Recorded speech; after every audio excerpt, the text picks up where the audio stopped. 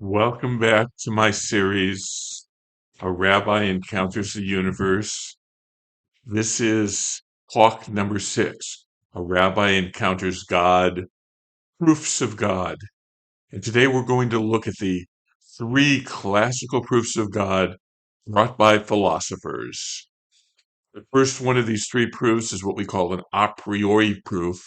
The other 2 are called a posteriori proofs. A priori means before experience. This is a proof based on just thinking about God, thinking about the definition of God. A posteriori means after experience. These are proofs that come from actually looking out at the universe and seeing how it's put together. But let me begin with the first proof, the a priori proof, known as the ontological proof. The one that first came up with this was Anselm of Canterbury, known in the Catholic Church as Saint Anselm, one of the great thinkers. He was the one that said that philosophy is faith seeking understanding. The ontological proof is based on the very definition of God. Imagine God as a perfect being. God has every perfection we could possibly imagine. And think about the perfection of existence. If God has every perfection, God must exist. Because if God did not exist, then we could imagine even a more perfect being. This proof was developed by Anselm, but also used by Descartes and by Spinoza, and in the 20th century by the great mathematician, logician Kurt Gödel, who tried to use it to prove the existence of God.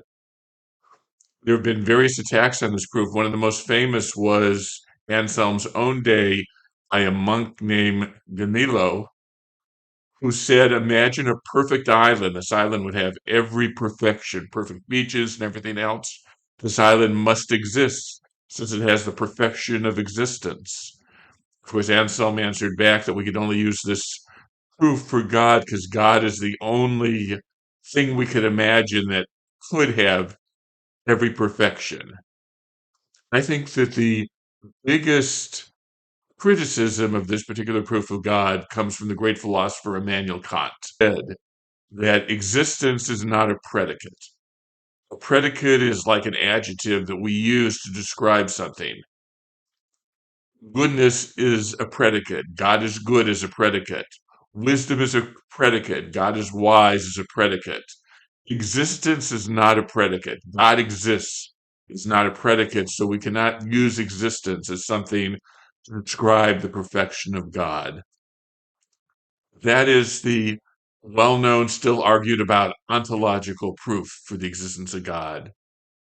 The second proof that's used, it's an a posteriori proof, cosmological proof of God. It's based on the idea of an infinite regress, and the one that really developed this was Thomas Aquinas, who also became a saint in the Catholic Church, Saint Thomas Aquinas, based on the works of Aristotle. He came up with 5 different proofs for the existence of God. The 5th is a form of the teleological proof, which we'll get to in a moment. But the first 4 were different versions of the cosmological proof. Let me give you one of his arguments. Everything that moves, moves because there's something that made it move. So there must be something else that made it move, and that something else had something else that made it move, and so on and so forth. But we cannot have an infinite regress. There had to be some first thing that got the whole thing started. An unmoved mover, a first mover. Aristotle would call it an unmoved mover. That first mover that got it all started is God.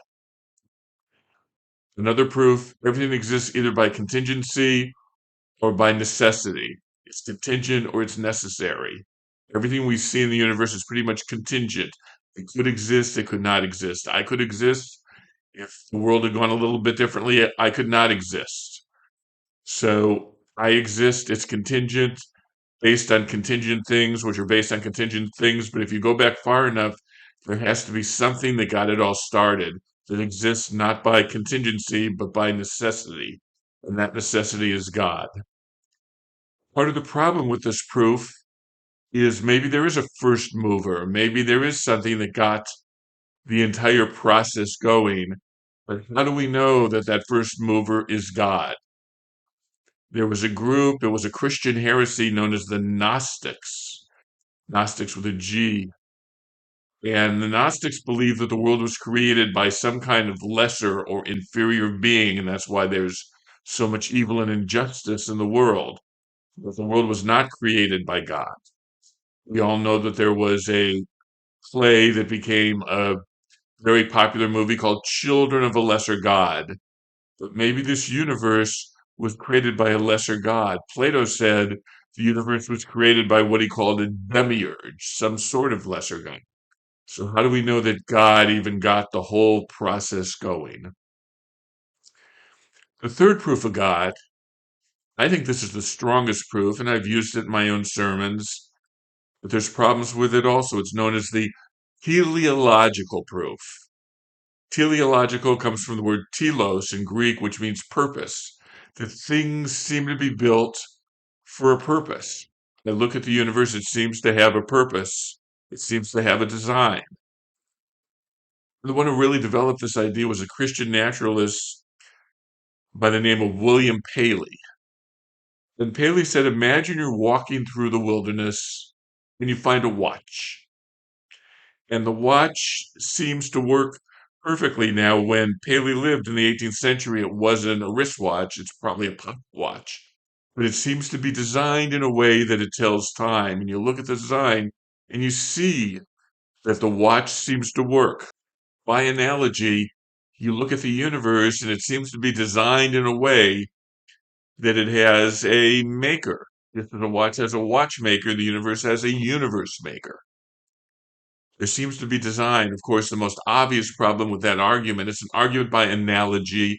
Analogies don't always work. You're comparing two different things. A watch is different than a universe, and the universe doesn't seem to be so perfect.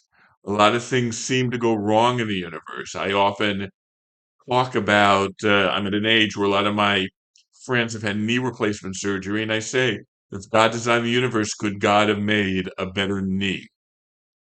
The strongest argument against Paley comes from the atheists such as Richard Dawkins. And Dawkins wrote a book called The Blind Watchmaker. It says maybe things work by design, but the design was based on blind forces. And Dawkins is referring, of course, to Darwin's theory of evolution by natural selection.